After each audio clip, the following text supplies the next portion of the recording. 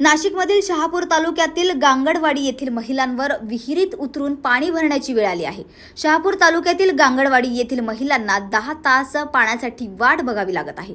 विहिरीचे पाणी आटले असून पाण्याने तळ गाठला आहे। महिलांना दिवस रात्र विहिरीत पाणी जमा होण्याची वाट बघावी लागते। विहिरीत उतरून डबड्याच्या सहाय्याने पाणी भरावं लागत आहे। गावापासून 1 किलोमीटर अंतरावर सुनसान जागी ही विहीर असल्यामुळे जीव मुठीत घेऊन महिलांची घोटभर पाण्यासाठी पायपीट होताना दिसत आहे।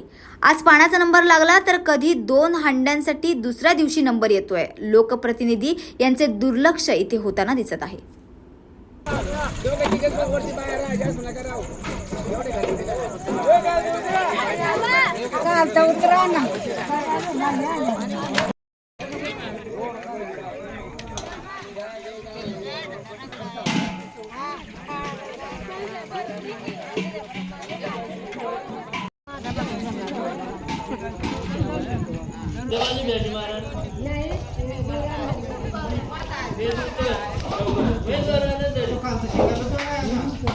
बुडे काल फुल बेटर होते हां त्या बुडाचे तिकडे आहे त्या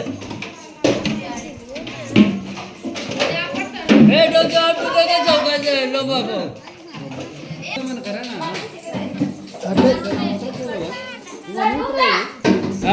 ना झाले पाणी नाही आम्हाला रात्रभर पाणी यावं लागतंय। तर इथं रेल्वे जवळ आहे आम्हाला म्हणजे गाडी थांबली तर इथं माणसं पण उतरून येतं किती भेव आहे आम्हाला। तर आम्ही जर 4-5 बाया असलो तर ठेवतो आम्हाला आम्ही दम धरून राहतो। बाया नसल्या तर मग आम्हाला इथून धावा मारीत जावं लागतंय गावात। तर मग आखो परत ते गेलो का परत यावं लागतंय। असं करून आम्हाला पाणी भरावं लागतं इथं।